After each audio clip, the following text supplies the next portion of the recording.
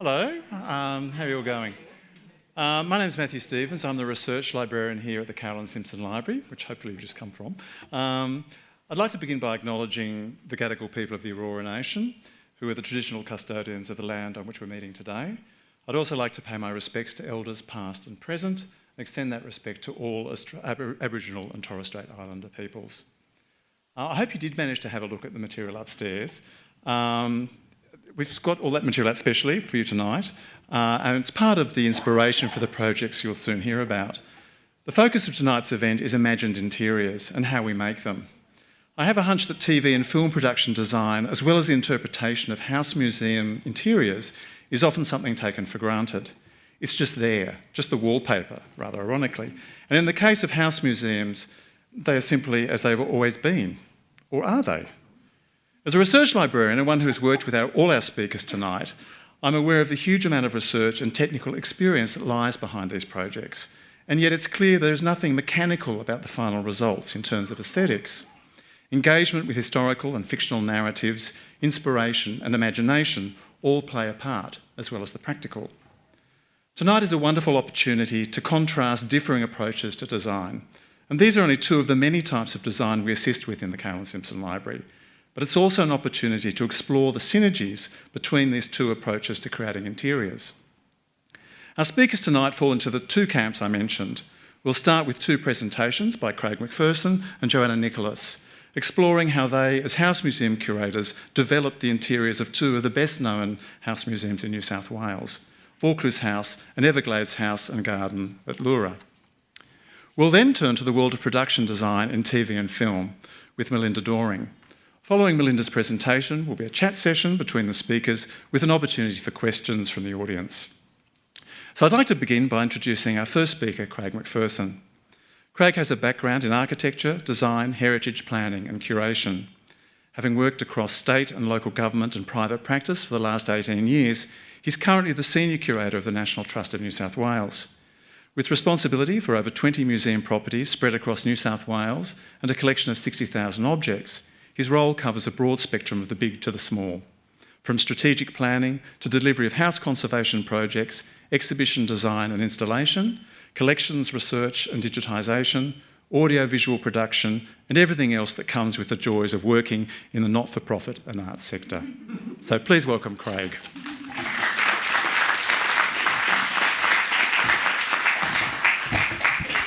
Thank you all. Thanks for having me, Matt. And we're off and running with Everglades.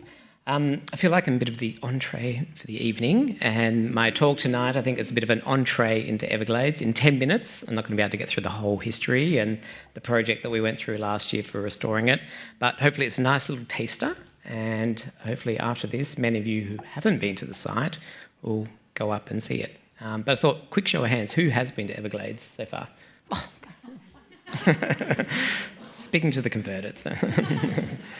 I'll just start by acknowledging that we are on Gadigal land, but in the context of my talk, I'm taking you to the wonderful Gundungurra and Darug country up in the Blue Mountains.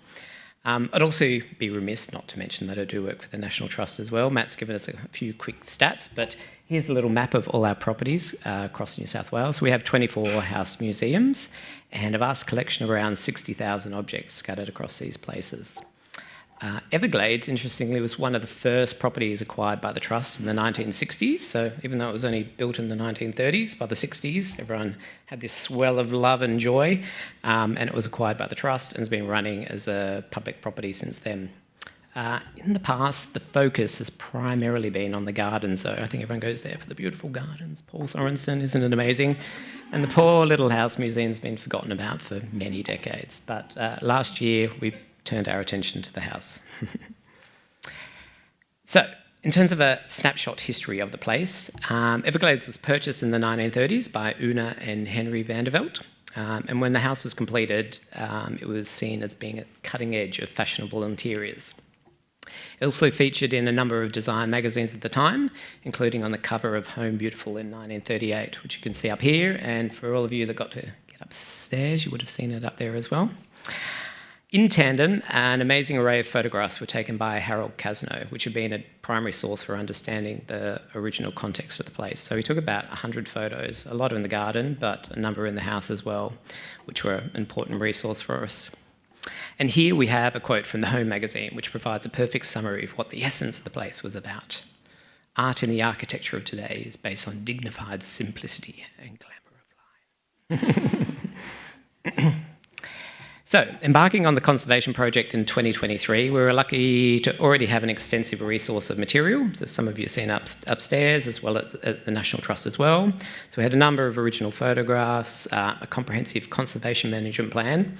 But even with all that documentary evidence, we still didn't have evidence for recreating every room in the house. So we also went back and reanalysed what some of the evidence was on site, looking at details of original light fittings, analysis of paint schemes hidden behind mirrors. This is a mirror we pulled off the wall, giving a bit more of evidence of what was hidden behind. And then back again to the earliest written evidence of the site. And we have this other quote, which really sets the tone of the whole project. I can't quite read it on my screen, but you can all read it from there, hopefully. Colouring throughout the house are of a sober richness. Floors are covered with a plain rust-coloured pile carpet sprinkled with Persian rugs, one of two which hang on the walls, while upholstery and curtains are in neutral tones with touches in the bedrooms of rose and green. So using this information, we started to explore a number of options for recreating some of the missing interior elements. A couple of trips to the Caroline Simpson Library became a useful way of understanding more broadly what was happening at that time, including some great examples of that vibrant orange. So I might just go back again to this slide. These are all the colour schemes that were originally in the house. And when we're thinking of beautiful neutral tones, where does the orange fit into the equation? You'll see as the presentation goes along. Many of you may also know that Henry van der Veld was a managing director of Feltex Fabrics, and he used Everglades in many of the ads for the company. And this one catalogue, which Matt found up in the library, became a critical document for the project. We also explored other furniture, interior design magazines to get a sense of what was happening at that time. Many of these came from the original catalogues held here in the Caroline Simpson Library, with endless copies of interior design to drool over. I spent many hours just kind of wading through 1930s issues of Home Beautiful Australia. And if you squint at these images, you may think of many of these spaces are indeed Everglades. And lastly, he was looking at some other examples of house museums from the period. Here you often get a 1930s bathroom extension, or some later examples such as Maharata, up in Wairunga, which is fabulous, but on a whole other scale to Everglades. So uniquely, Everglades is actually one of the very few complete 1930s house museums in Australia that people can get into. So, diving a bit more into the restoration project, one of the key aspects of the house was the original custom design furniture by Beale & Co., who at the time were Australia's largest piano manufacturer at the time in Australia, specialising in beautiful veneered furniture. Everglades also featured in a number of ads for Beale's as a showcase of their modern design. In the house, however, there were only a few remnants of this original furniture remaining, which became the starting point for the conservation project, where we repaired and restored all the original Beale & Co furniture, which included removing a lot of later lime wash finishes, which concealed all the beautiful original timber veneers underneath. This sideboard in the living room, shown in the Feltex catalogue I was talking about that Matt uncovered, also helped to pinpoint its date of construction, because it actually wasn't shown in the original 1930s photos that we had from Casno, but seemed to be quite similar to all the other furniture in the house. So this catalogue, which we think is early 1940s, seems to indicate that maybe it just wasn't quite complete when Casno was up there doing his finishing photos, but was shortly added into the house thereafter. As well as restoring the original furniture, we also set about reconstructing some of the original missing pieces, such as this quaint bedroom suite. Applying some of the guiding philosophy of the Borough Charter, we all love the Borough Charter. Here we had some clear evidence of the original furnishings in the house, 1930s plans and specifications from Beale of the proposed furniture, which is that sketch in the middle. So that's the actual sketch that Beale put together in the 1930s. And then we have Casno's photographic evidence showing of the final result. So the image at the top is not the 1930s furniture, but furniture we've reconstructed as part of the house museum. Another piece of reconstructed furniture, which has become everyone's favourite new furniture piece in the house, is this settee in the entrance hall. So it's the first thing as you kind of come into the house and really sets the tone for the overall design of the place. Once again, this photograph and angle of the house was only rediscovered last year, and it was hidden away in a family album that was recently donated back to the Trust. So it had all these kind of other angles of the house, but this direct view into the front of the house we didn't have. And so it was really another key missing piece of the puzzle. So our furniture restorer spent many months working through its design and trying to source the exact type of veneers for its construction. So throughout the house there's Queensland maple and walnut.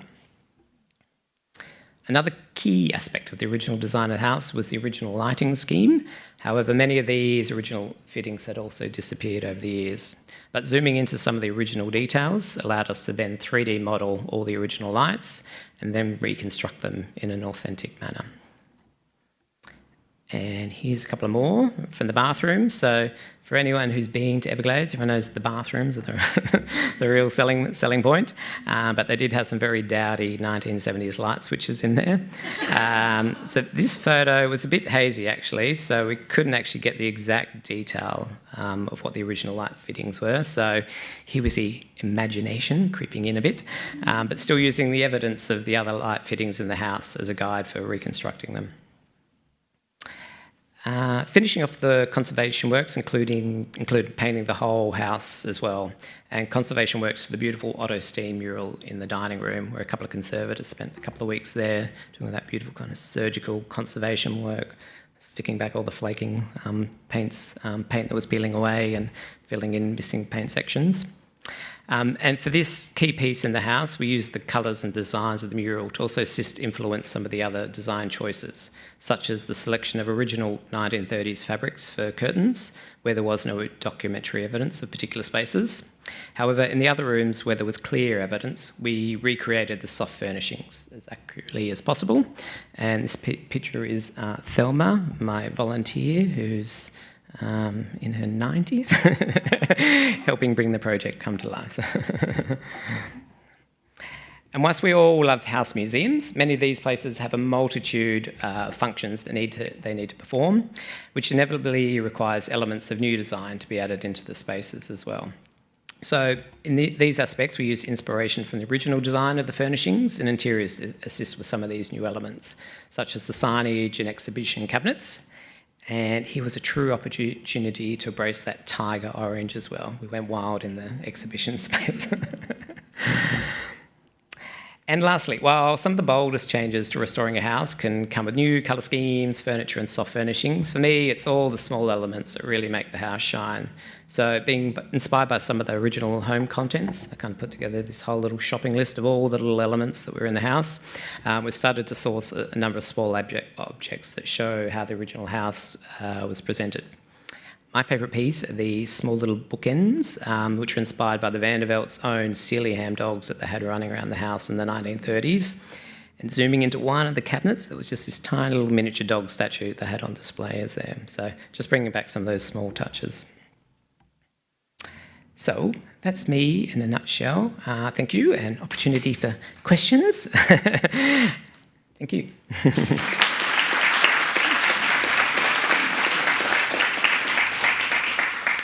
Back to Matt? Cool, thank you.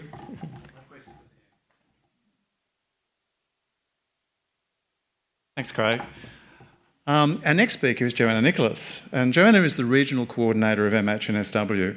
She coordinates the Volunteer Soft Furnishings Group and was the Curator of the Marugal Women's Arts Prize from 2016 to 2022.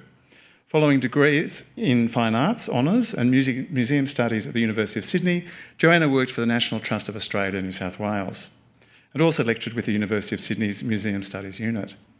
She's a reviewer of the Standards Program for Museums and Galleries New South Wales and a member of the Collections Committee of the National Trust. Prior to her current role, Joanna was a curator of SLM HHT for over 20 years. Joanna's current role sees her coordinating regional engagement and programming for MHNSW across New South Wales. Please welcome Joanna.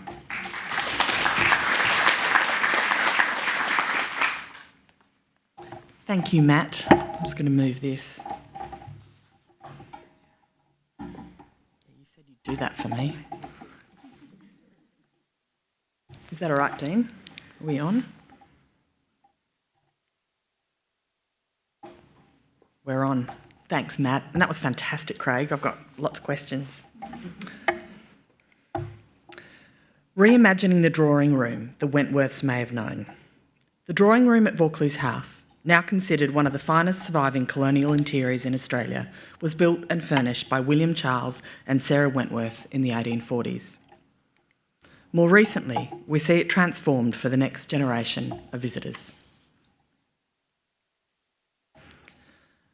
Vaucluse House was home to William Charles and Sarah and their 10 children from 1827 to 1862. William, the explorer, barrister and writer, was a prominent figure in the colony but carried the stigma of his family's convict past. He was the illegitimate child of a convict mother and a father tried but acquitted for highway robbery. He and his lover, Sarah Cox, herself the daughter of ex-convicts, had the first 2 of their 10 children before marrying in 1829. Having purchased the property in 1827, the Wentworths set about adding to the natural beauties of Vaucluse by the erection of a new and elegant chateau. One of their first improvements to the estate was a splendid suite of outbuildings, an imposing sandstone stables with 7 stalls, harness room, fodder room, men's quarters and coach house, with its corner buttresses, castellated turrets, arches and carved Gothic detailing. The stables is one of the earliest surviving domestic Gothic revival buildings in Australia. You can see the stables to the left of the house in the peacock painting here. Extensions around the core of the existing house added a dining room, bedroom, sitting room and drawing room, along with a 2-storey kitchen wing, and by the early 1830s, a laundry, storeroom, guardroom and even a boathouse. But we're talking about the drawing room tonight. So one of the most significant improvements was the remodelling of the drawing room in the 1840s, most likely under the direction of the government architect Mortimer Lewis. It was designed in the hope of impressing suitors for the Wentworth daughters. The family lived in the house from 1827 to 1853 and then again quickly from 1861-62, spending the intervening years in England for the children's education.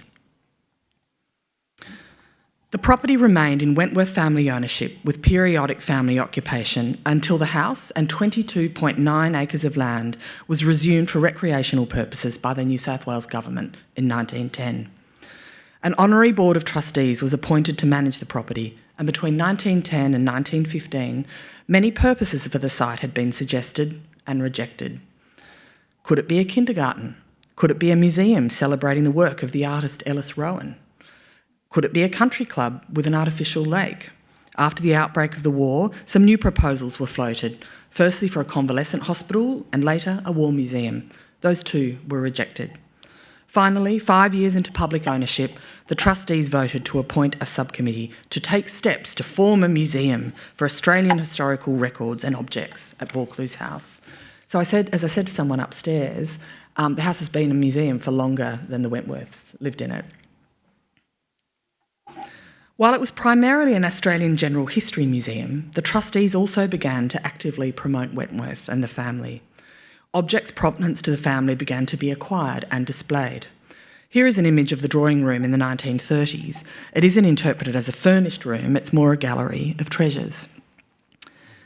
And if you visit the house, which you're more than welcome to, free of charge, although it's not an ad, some of these objects, although they're not in the drawing room, are actually still visible today.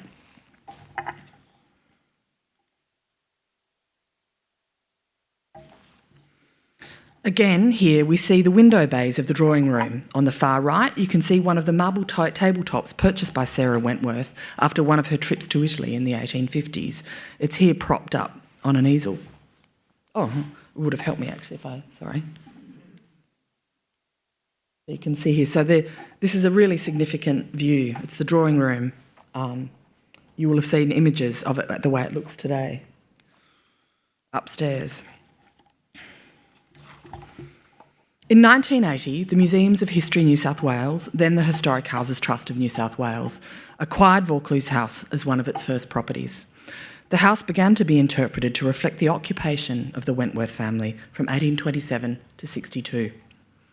This photograph, taken in 1982, depicts an early reconstruction of the drawing room. Its recreated elements, curtain pelmets, silk curtains and madras inner curtains, carpet and paint finishes, established a new standard in the interpretation of historic interiors when it was done in the early 1980s. In the early 2000s, the soft furnishings, namely the curtains and upholstery, had become increasingly worn, frayed and in need of replacement. The Caroline Simpson Library had also grown, and our research-based approach to conservation and interpretation had also developed. In addition, and I talked a little bit of this upstairs, more accurate documentary textiles were also available and more accessible. I'd like to set the scene. The drawing room is today considered one of the most significant colonial interiors surviving in Australia, with many original features. The fine imported ceiling and cornice ornaments by the firm either Bielefeld or perhaps George Jackson and Sons of London, and a hand-blocked floral wallpaper border printed by English wallpaper firm E.T. Archer are two significant survivors. The elaborate polished steel fire grate and cast iron fender are similar to examples exhibited by the Coalbrookdale Company at the Great London Exhibition of 1851. These and the Carrara marble chimney-piece may have been installed in the early 1860s. We also have many pieces of Wentworth provenance furniture, paintings and decorative arts. No pictorial evidence of the original drawing room survives, so our only snippet of information is an auction advertisement in the Sydney Morning Herald from 1853, when the family first left for England. The advertisement listed a variety of furniture for sale, comprising ottomans, sofas and easy chairs in elaborately carved rosewood and upholstered in crimson silk damask. This inventory of items is a valuable reference for furnishing the house to reflect the Wentworth's time. When William, Sarah and 4 of their children returned in 1861, they brought with them 25 crates of furniture and a collection of grand tour souvenirs, including the marble-top table seen in that earlier image. The house today is furnished with objects provenance to the Wentworth family, complemented by material acquired based on inventories and this advertisement.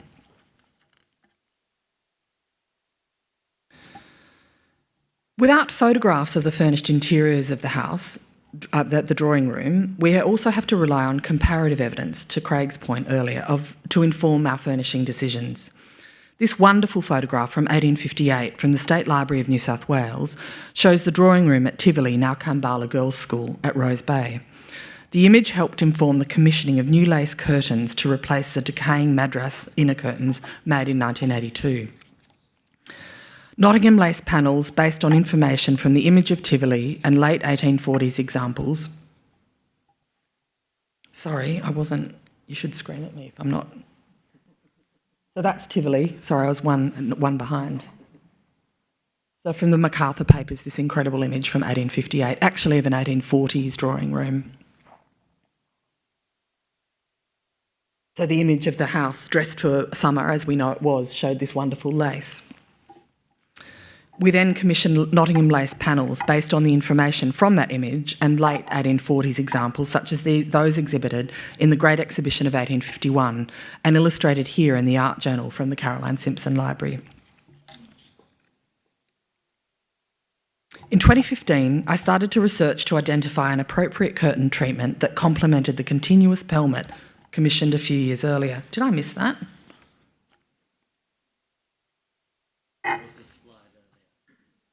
Sorry,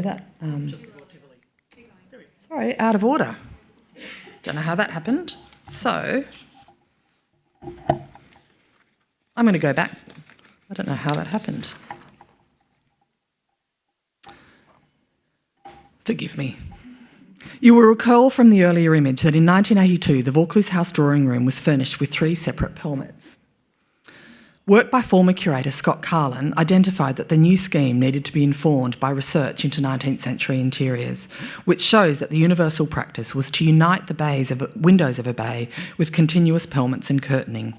And this is a plate from George Smith, the cabinet maker and upholsterer's guide, which you saw upstairs. To this end, in 2010-11, a continuous pelmet or cornice box was commissioned based on a plate in a George Jackson and Sons paper mache catalogue. And so you can see here, this is the reference image that Scott used to inform the commissioning of the pelmet. This is a paper mache pattern book, and this is a detail of what you see today. Now I need to somehow get back in order, but I think I'm there now. In 2015, I started toy research to identify an appropriate curtain treatment that complemented the continuous pelmet commissioned I just talked about. In the sale notice of 1853, the upholstery of Vaucluse House's drawing room was described as crimson silk damask.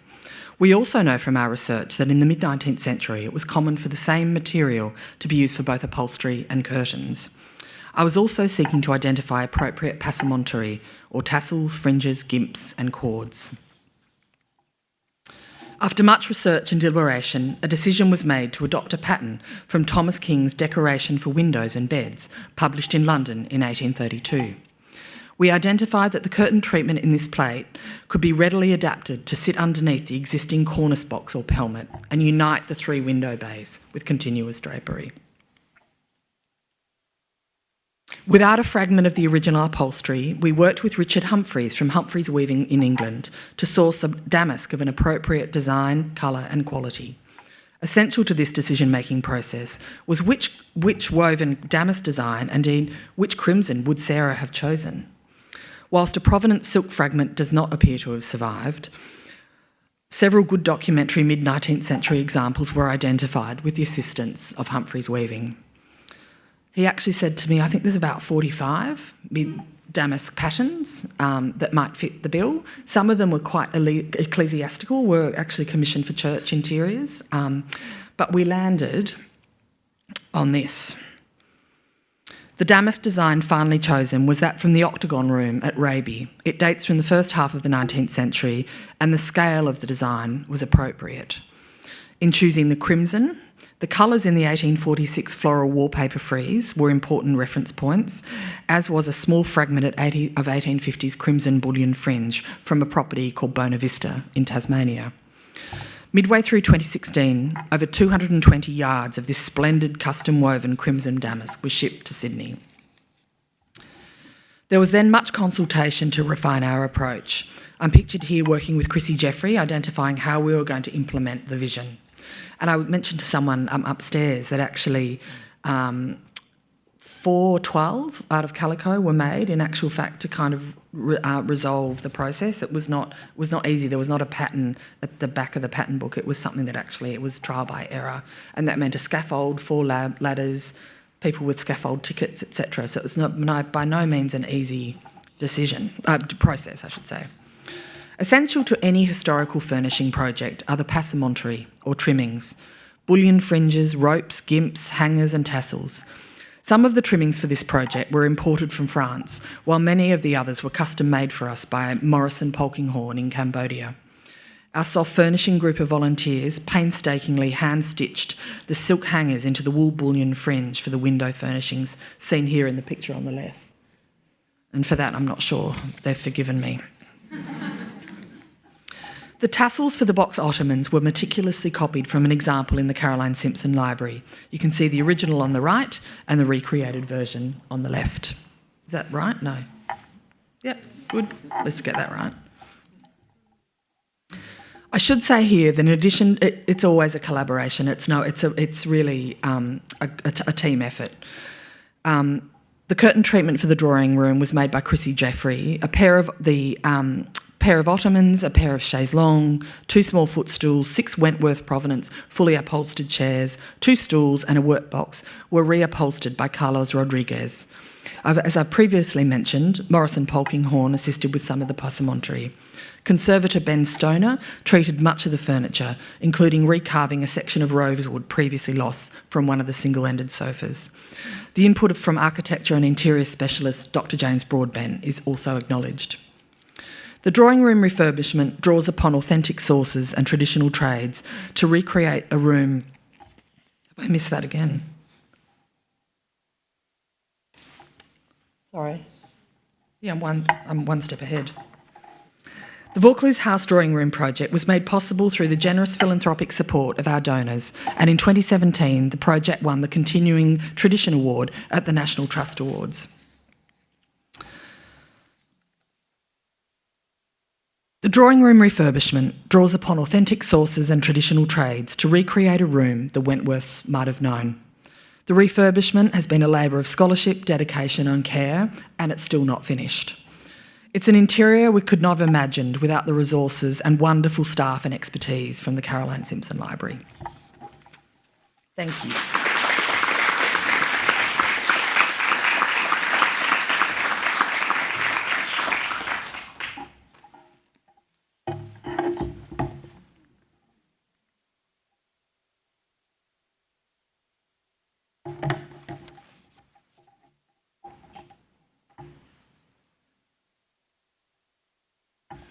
Thanks, Joe. And I'm looking forward to the next instalment for the drawing room. It's going to be something. So we'll now shift from the interpretation of historic house museums to TV and film production design with Melinda Doring. Melinda is an award-winning production designer who has had a prolific career designing many highly regarded Australian feature films and television series.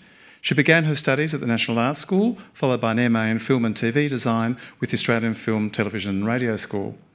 Melinda's production designs will be familiar to many of you and have been recognised by the industry with numerous awards.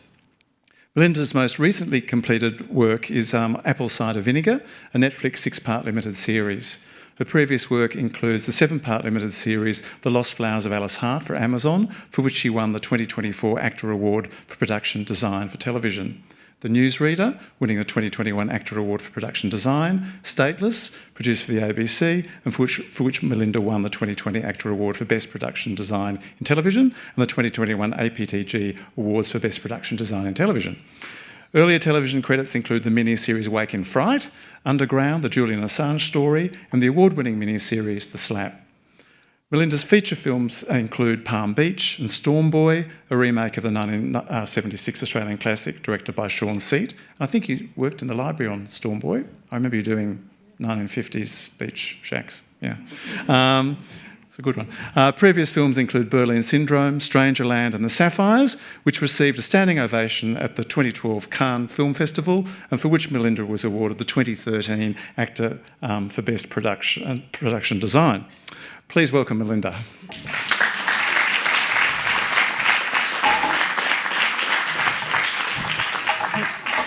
Good evening, everyone. I'm going to try to read through my notes fairly quickly. There's quite a lot to talk about in this film, so I found it hard trying to condense it all down. But I really enjoyed listening to both Joanna and Craig. I think what we do is very similar, but there are a lot of differences. So hopefully my visual talk will help you understand what it is that I do. Let me just start.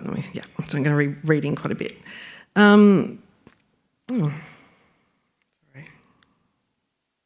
Just making sure that this is right yet.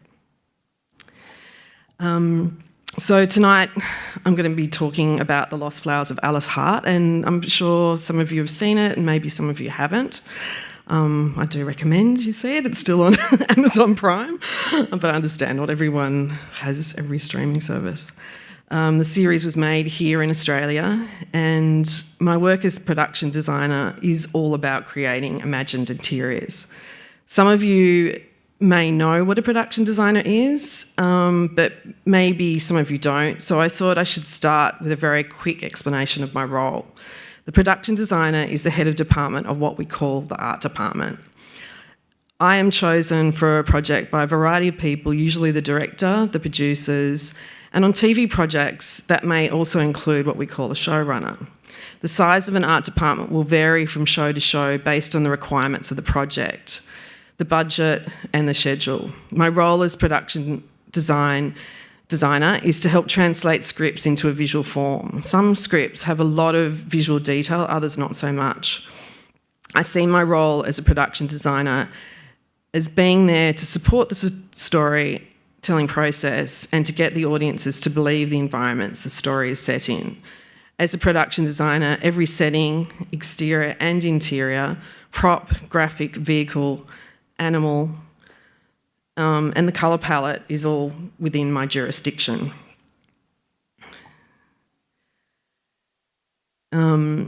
All projects start with just words in the form of a script. Most directors and showrunners will have a visual style in mind, but it's up to me to translate those ideas into a reality. To do this, I will start each project by breaking down a script, and which is really the process of understanding not only the tone of the show, but understanding what all the requirements will be. This helps me work out the size of the team I'll need and what my process will be. And the end goal is to create an environment for filming that will inspire not only the director of photography, which some of you might know as a cinematographer, and the director, but also the cast. We want the cast to feel that they are inhabiting the spaces, so it will enrich their performance. So getting the details right is very important, whether it ends up on screen or not. You I actually had a few comments from some of the cast on this project that they really loved that they could almost like open a drawer and feel like what was in the drawer, like those little details that may not end up on screen, but they felt like they could do that and they would know that that was their character and that they were living in that space. So I guess my approach to creating interiors for shows such as The Lost Flowers of Alice Hart is quite different in some ways to what Craig and Joanna are doing. I guess the homes and spaces that they are working in often are based on real people, whereas in the case of Lost Flowers of Alice Hart, these characters are fictional.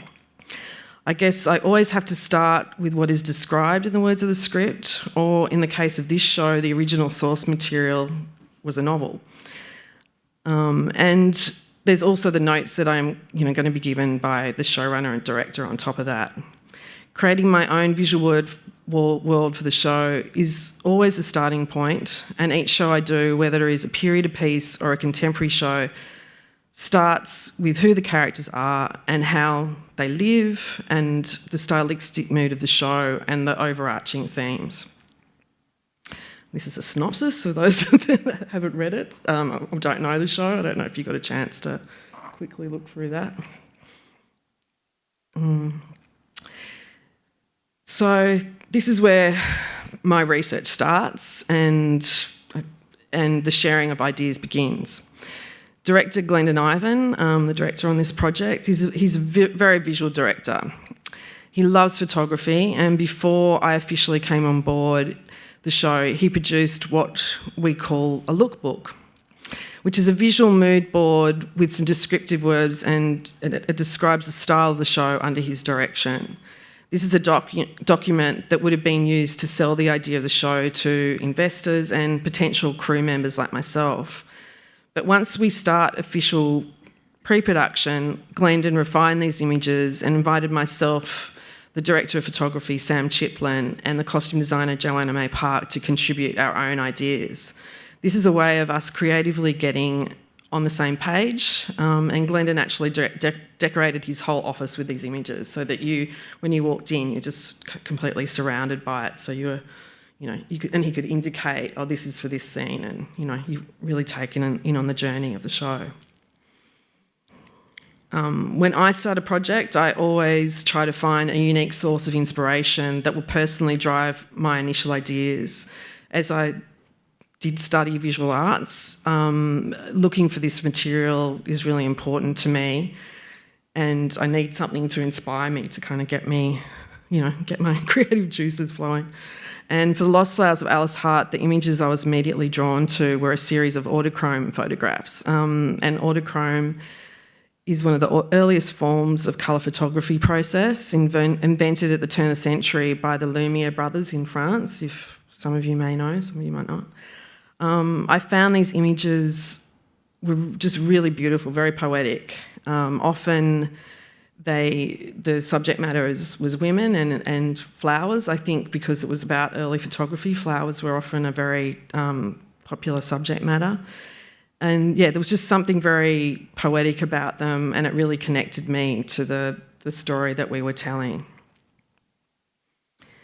And then research. So research is something I love doing, whether the show is contemporary or period. It's just where I begin. And the scripts for Lost Flowers of Alice Hart were extremely descriptive about certain details. And I knew I needed to research these details before I could understand how myself and my team would be able to achieve them. creating them. Some of the details that I started my research with were wallpaper designs, Australian floral-inspired wood carvings, and botanical journals of Australian wildflowers by women. And you've hopefully seen some of those pieces up in the library tonight. And I knew coming to the Caroline Simpson Library here at the Mint would be a good place to start. I had been here before, and I felt like it was, exactly where I needed to come and sort of start this process.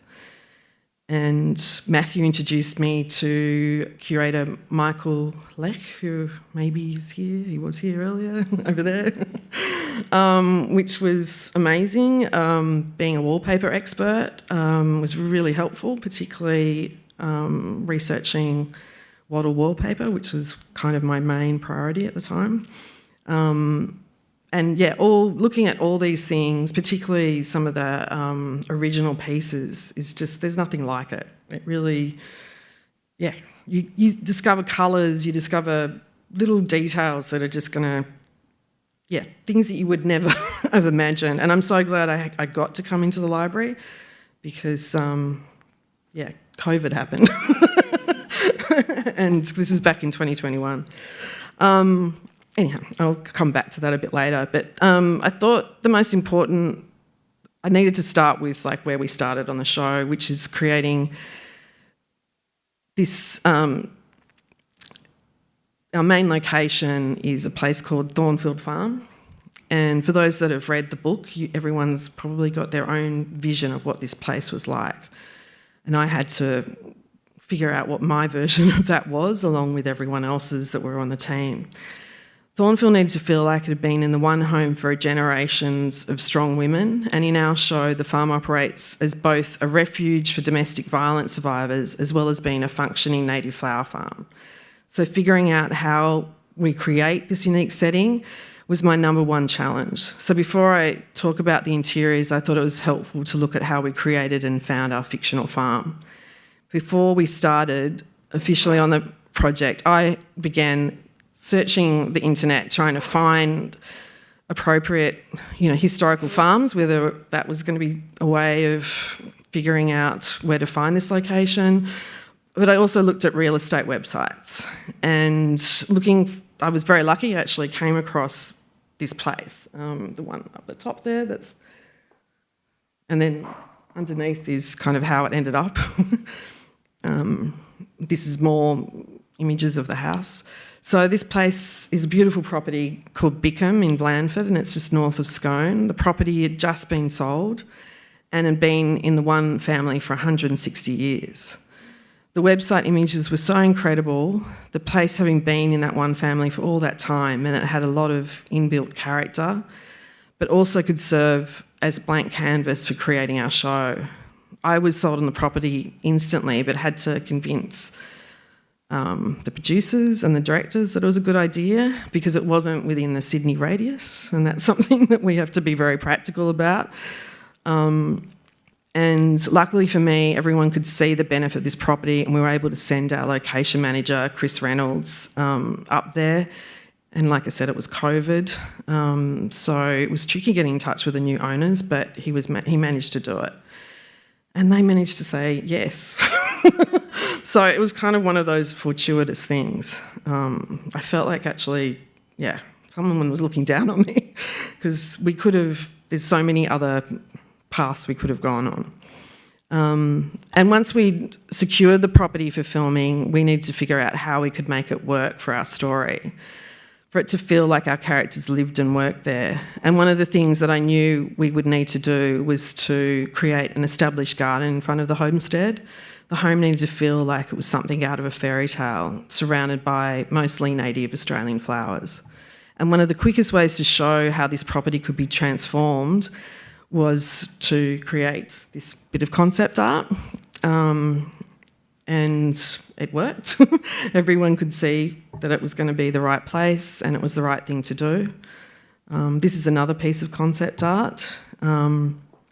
So I have a graphic designer that I work with. He also does a lot of beautiful, this sort of thing, concept work. I do my own concept work, but I have a lot of things going on at once. So I need to work with a lot of people. And we worked together really well. So, I showed him references and he does these with the photos and then layers them up. So this was another concept to show that we would put like a working flower field at the beginning of the property. So there was a lot of scenes with characters arriving, and it had to have that kind of wow factor. Again, it was a big undertaking for everyone to go, oh, you're going to have to put in all that landscaping. So concept images help with that. And then this is some of the garden being planted and how it looked in the show. Had a wonderful, what we call a greens person. His name's Jack Elliott. He's one of the best in the business. He's done films like Elvis and you name it, anything that's got a lot of what we call greens work in it, or landscaping. Jack's probably been in charge. So he's very experienced. And for him to achieve this in the time frame we had was pretty remarkable. Had to work with a lot of people that grow the flowers, and most of this is real. The only artificial things that we have used here is the wisteria growing up the side of the house, and he had to think about the timing of flowers, and we were filming there for 6 weeks or so. So how long is that going to last? And this is another little concept just here that was done just to show we wanted to introduce this arbour to the property. It's a little entranceway with that path going up to the house. So it kind of, there was a lot of arrivals of characters, so that really helped us. And this is some of the sort of signage work that we do. And these are more shots of the garden in action. It had to be very interactive because a lot of cast were going to be amongst the flowers. And beautiful kangaroo paws and mulla. I learned a lot about flowers. And now I'm going to talk about the interiors. So I just wanted to set the scene. This is, this house. It had to be one big, complete thing. And with the Bickham property in its unrenovated state, it gave me this great canvas to work with. My initial walk through the property is trying to work out, okay, where are we going to do what? Particularly, all the scripted geography, all that sort of thing. And part of this process, we document the property really well, take lots of photos, lots of measurements. And because this property was 3.5 hours from Sydney, we couldn't go back there like that often. So you have to really do a lot of documenting and planning, and then we make all the decision-making back in Sydney. So these are shots of the property before we did things to them. And as you can see, it had some interesting, original features, but also some interesting colour choices as well. So we, my department, myself, with this limited time we take note of every element that's there, the light fittings, the wall colours, existing wallpaper, floor coverings, furnishings. If there wasn't actually that much furnishing there, but there was a bit. And we also meet with the owners, try to figure out what their thoughts are about the whole process, what their concerns might be. And then we start the process of working out how we're going to transform the spaces. And I worked very closely with a set decorator on this show. It was a lovely gentleman called Paul Sarpi. And start the process of communicating with him and the director and showrunner, making sure that we're all on the same board. And then Paul Sarpi, my set decorator, he then works with his team and they start the process of sourcing. There's a lot of budgeting, all of that. And we've also got this very tight time frame to work with. And as the show is set over a 15-year period between the mid-2000s and until now, but the spaces at Thornfield needed to feel the layers of history and storytelling when you have a generation of family that has owned the property for a long time. And it also had to reflect the character of June Hart, played by Sigourney Weaver. So this is one of the interesting things that we had to do. We had to create a newel post in the script. It was sort of described as the whole staircase was carved with like Australian wildflowers. Because we were working with an existing location instead of building a set from scratch, I had to think about that challenge. All the research here was incredibly helpful. This is some of the research that I did. I looked at a lot of the work of Australian-German carver Robert Prenzel, who created amazing pieces with lots of influences from native Australian flora and fauna. I guess he was it's like our Art Nouveau is what I would say, I don't know, but I thought his pieces really were perfect for what I was looking for. And thinking about the original new post, you can actually, this is over the far, over there, that's one of my concept drawings where I just drew over a photograph just to think about how Waratah might work. And it felt like the right plant. It needed to have a tactile quality because I knew the character was going to be touching the newel post, and it needed to work with the underlying structure. Let me know if I'm going too slowly. I don't know where I'm at in terms of the time frame. This is a bit of decorative glass that was a last-minute addition to the entranceway. It was an etched glass design. I felt the entrance needed a bit more detail, as looking at many farmhouses from this period, they often have very ornate glasswork. But at some point, I think in this property, it must have been damaged and removed. So I was staying at a hotel in Scone nearby, and it had examples of this etched glass, and I took photos of it. I sent it to my graphic designer, and we did this this is with my job, we think of like quick fixes. So this was a vinyl that we applied to the window, so it could be put up, look the part, and then we could remove it. Another really enjoyable room for me was the Thornfield dining room. This room was quite large, and I knew it would be used in a lot of scenes. There was going to be a lot of coverage around the dining table, and so the colours of the room need to work really well with not only skin tone but the costumes. And I had a lot of discussions with the DOP, and it's all about what's going to work well on camera for them, the way they're going to shoot things. And so he wanted quite a deep shade, so I went with this particular colour. But the director, he wanted the walls to have a lot of age to them. So then my scenic artist, we added a lot of what we call scenic ageing and distressing to the walls.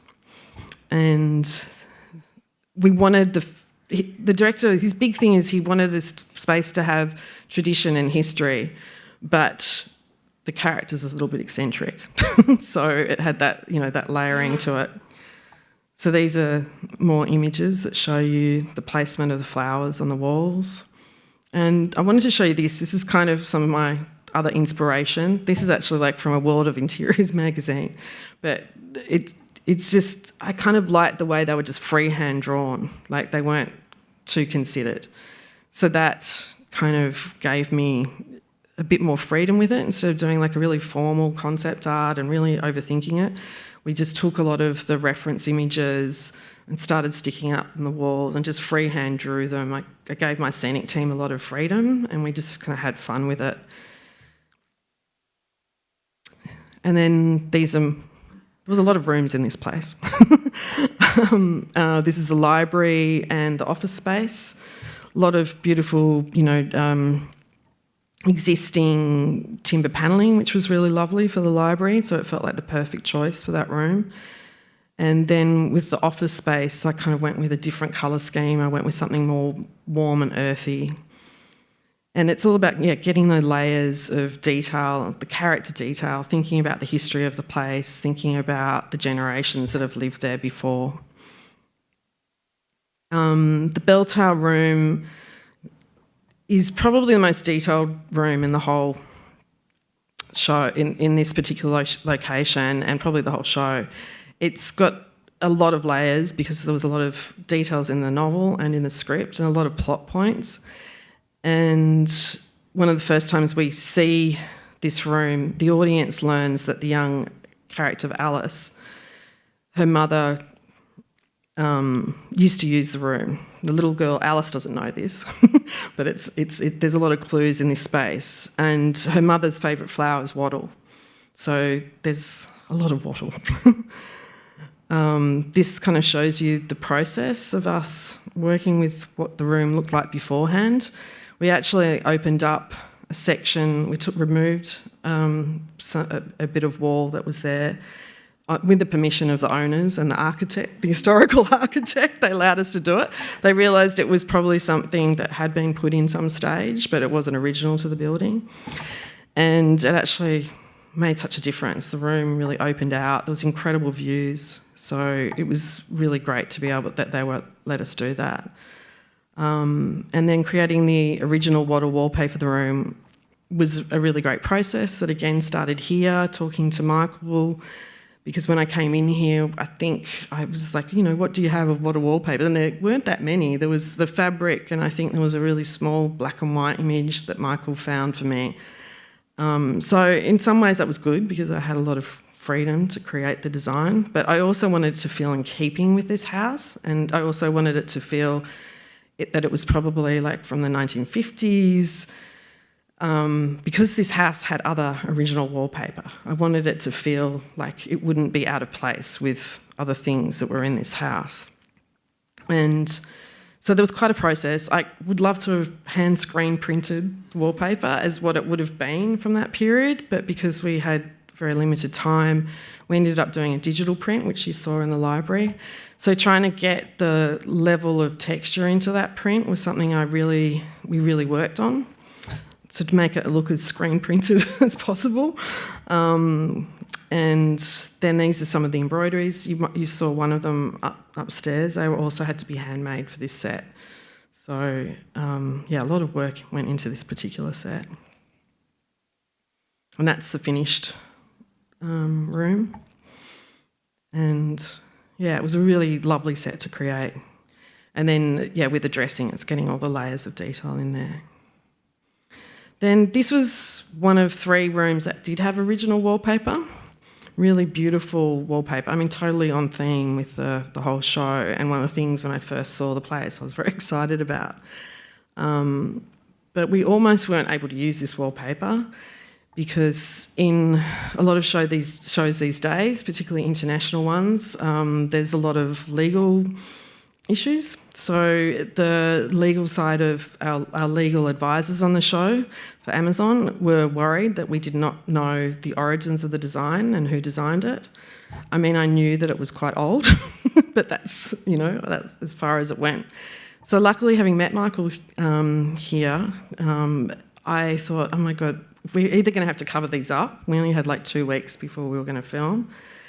Either having to cover them up and recreate a design like this, or, that's it. We had no choice. So I spoke to Michael and I thought he might be able to recognise them.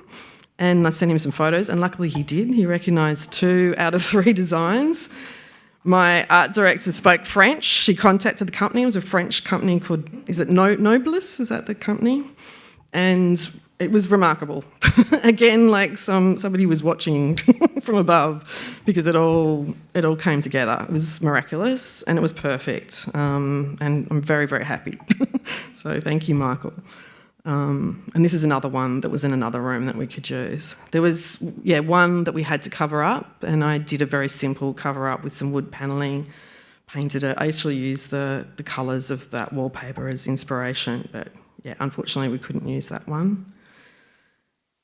Am I going okay for time? I don't know. Another few minutes. Thank you, sorry. I'll just quickly go through some of these. This is a kitchen set. It was great. It did have a really beautiful Arga stove. It had some really great details, but it needed us to change it, to bring it in line with our characters. This sort of shows you some before shots of a garden that we turned into this beautiful masterpiece from our landscape team.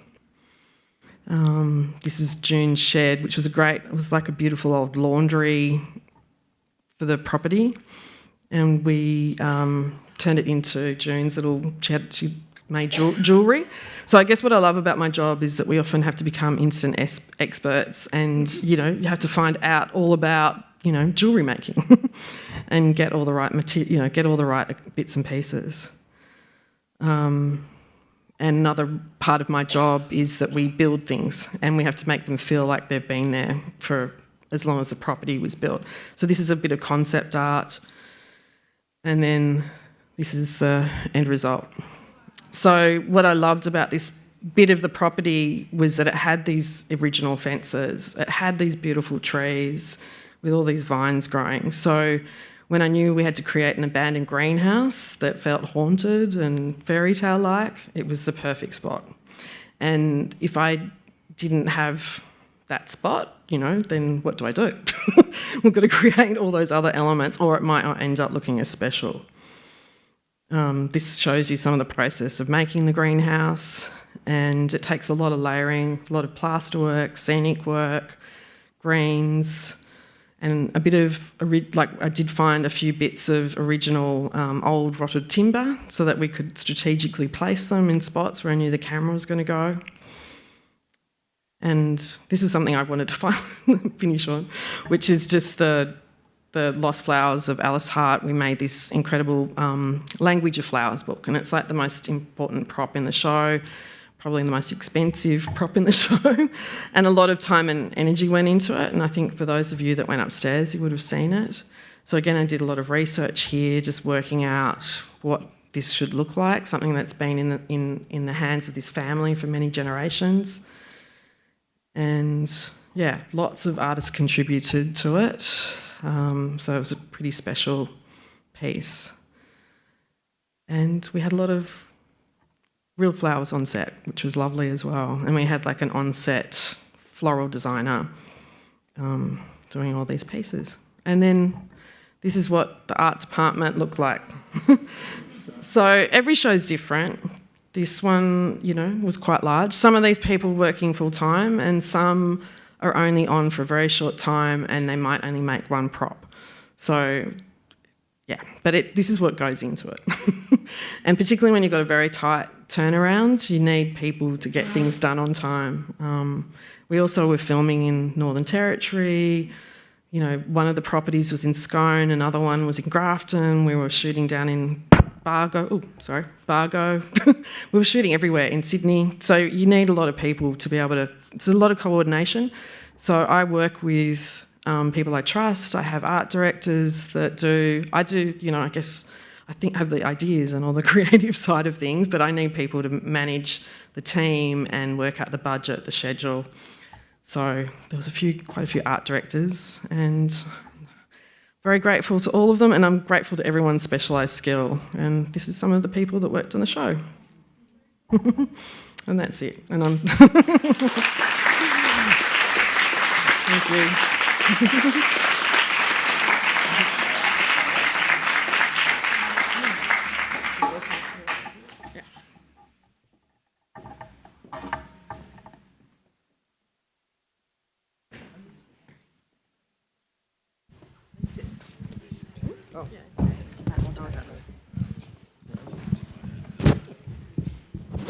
Is that on? Oh, it is. I think the devil in the detail is the one thing I was thinking of when we talk about the three projects. Obviously, they're quite different as well in the approach to these projects. The ephemerality of this sort of work, where it's so intense, so full on, and then it's gone. And then these ones, I imagine, are pretty intense as well. A longer period? That's what I want to ask, actually. Does it take a lot longer to do what you both did? And does it ever end? No. Yes, and I think that's probably one of the key differences, is that probably Joe and I have the luxury of time. We're not there on a schedule that needs to be filmed with actors chucking tantrums on the set and everything else that probably comes with making a film. I think with all our projects, there's always a deadline or something that you're aiming for, and working within budgets in government, there's always financial years and things you need to think of as well. But I think the luxury of working in historic houses is I don't think the job's ever done. Even with Everglades, like I'm going to be back up there again on Friday, kind of putting a few other small touches into the house, and there's some things we didn't get to as part of the project as well. So I think there's always that opportunity to come back and revise and reconsider and add to. Yeah, I mean, I think it's certainly the drawing room's not finished. You know, carpet, graining, all sorts of things to think about. But in terms of timing, I felt really privileged to see the Language of Flowers book, Melinda, and something I wanted to ask was it clearly wasn't done in a week. Please don't tell me that that was done in a week. But in terms of, I mean, it really beautifufully considered, and you were apologetic and you said, oh, well, there's not something on every page, but there probably wouldn't have been. And so just, the time, if you're able to share the time frame for that really incredible object that you shared with us. I think, actually, Katie's here over there. She worked on the show. I'm just trying to think how long our production period was, but it was not that long, really. I think our pre-production is the time where we get all these things happening. I think we might have had 8 weeks of pre-production, but and that prop needed to be, I think, on set in the first week of filming. So we assigned one person to be in charge of it, but then we had to think of a lot of different ways to make it happen in time. Luckily, my design assistant, her grandmother was a botanical artist, so we got the rights to use some of her drawings that we could scan, so we didn't have to start from scratch for everyone, but we did hand colour them all. We got an artist to hand colour them all, but we commissioned, I think there must have been about 5 or 6 artists involved in that book, and then the binding of the book. And the binding was amazing, and the end paper, the marbled end paper, was just beautiful. Yeah, a lot of work and cost quite a bit of money. You can tell. We might throw to the audience. I thought we should do this. Oh my gosh, so many questions. Yeah, thank you. I don't know where. Okay, I'll try and synthesize. As a fellow creative and perfectionist and neurodivergent, how do you, all three of you, find that line of where to call it in regards to budget, time, perfectionism? Because obviously, the research can go on forever in regards to what you want to do, and it's such an indulgent process, so delicious to be a part of that part. But then the execution and then the time and the budget. How do you, and what would be your advice to people about finding that fine line of calling it and actually making things happen instead of just indulging in that beautiful mood board stage? I'm happy. I'm a New South Wales public servant, and so I will. But in respect to that, we did have a deadline. We the component of the drawing room I referred to was underwritten by our donors, and so we were working to a deadline. I think there was a kind of 13-month, which isn't long. Once the damask arrived, it was how many toiles can we make? It's got to be right. Also, education. For as long as the drawing room was closed. School children couldn't do their education program. They had to be rediverted outside, and so we worked with our learning team. So in that respect, on one hand, it's incredibly luxurious and a privilege, but on the other hand, there's there is a deadline. And so in terms of it, it's not 8 weeks, but it was not in terms of at some point you have to be practical and make a call. But I don't know, Melinda, how you do that. Given that you're... as soon as I get a project, I usually start that research. I love doing research, so that's something I enjoy. It also helps me communicate with the director, my team, so I start straight away. But it's often in my own time. It's often unpaid. But I don't know how to go forward without it. So it's, it does show. I think for me, the A on, is it Alice's pinafore, or is she wearing that embroidered A is just perfect. You're probably going to tell me that. That was a costume department. Yeah. Well, but that, it was beautiful. The fabric was beautiful. Yeah. We did look at beautiful old embroidery books, and we got ideas from... You could tell. Yeah.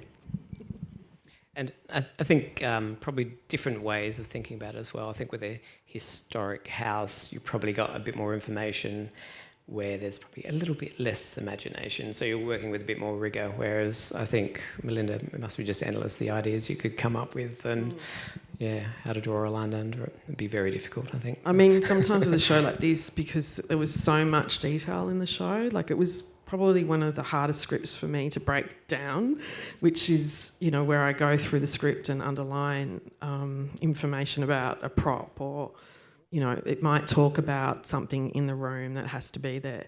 It just took forever. There was so much detail. So I didn't have a lot of time I had to just think, oh my goodness, how are we going to get these things done? So I had to think a lot, very quickly, very instinctively, but having had all that research, I had things to draw from, and that is why that's so essential for me to do that. Yeah. Any other questions?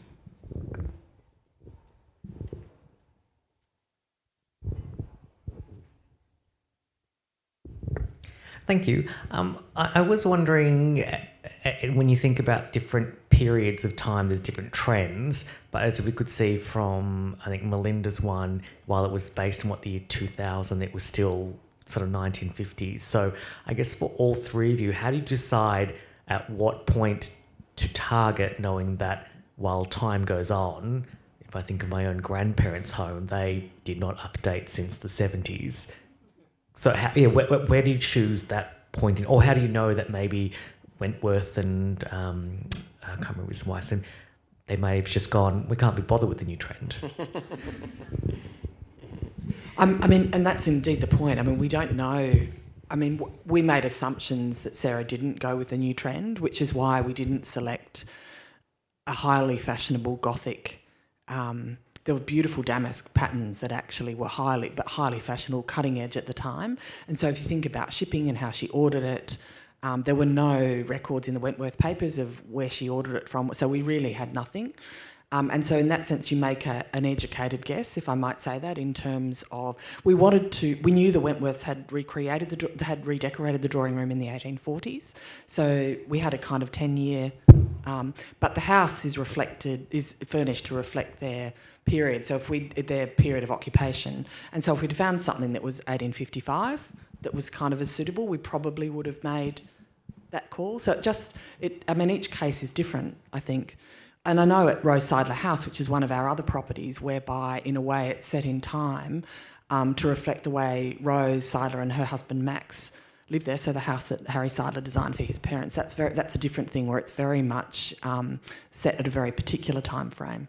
So, and Craig, with Everglades, there's some flexibility with the... Yeah, well, I guess we really embraced the 1930s, so went back to that original kind of design and what we felt was the most important aspects of the house, but noting that there are a few kind of other layers that we left as evidence of other occupants. There were 2 other occupants before it passed on to the trust as well, so we tried to leave some kind of remnants of those other touches as well. But yeah, I think it's probably different for each place, looking at what the key period of significance is, and then thinking about what are all those other kind of uses, or people have kind of touched the place over the years and added their own kind of elements, and do they add to the whole or do they detract, and then kind of making those decisions about what you kind of keep or change. I guess for me, with Lost Flowers, I had the novel to go by, which had a lot of information of June Hart's, all her ancestors and the people that had lived there before that.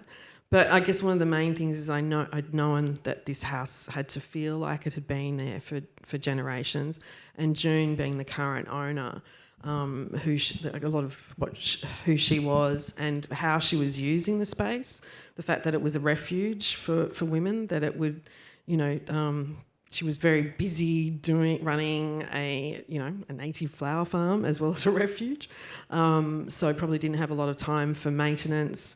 Probably, wasn't interested in updating it. She didn't really want to have things like televisions and things in the space. So we kind of wanted it to have that feeling that it had been a little, like it was a bit neglected, and I think often when, so when people get married, they'll often decorate their house, and it would just stay, in that time frame. So I guess, thinking about June and when she might have, come into owning the property, what touches she might have done, and that's where I guess I thought with the dining room that she might have had a bit of fun with that, and added those flowers to that particular space. But I also let this property speak to me as well, and there were so many great things there to kind of go with and work with. Yeah. Well, I think we actually have to finish up soon. I love the tension of you're putting patina onto everything. What are you two doing? You just use the patina that's there, or are you taking it away, or are you... Leaving remnants of it. Yeah. I think when you walk into a historic house, the last thing you want to feel is that it was all constructed yesterday. So particularly with Everglades, we were quite conscious of that, to leave some elements kind of unfinished, focusing on the components that needed to be restored as well. So you kind of do get that layered effect.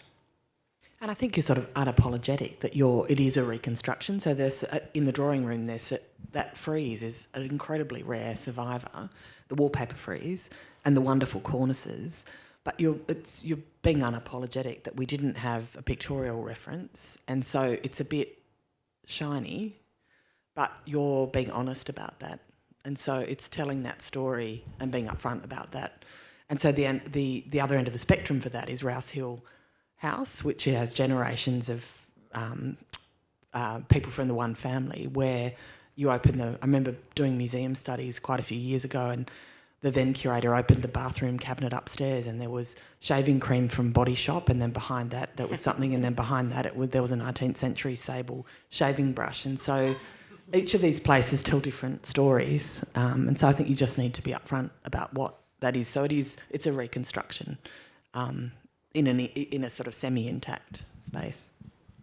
I think that's another program event. We'll have to think about that. Anyway, I'm going to have to thank you all for coming. It's been a really fascinating evening, and thank you to the three of you. It's been a very full evening. I think we've seen collections, we've seen talks, and looking forward to seeing you all again sometime. Okay, thank you.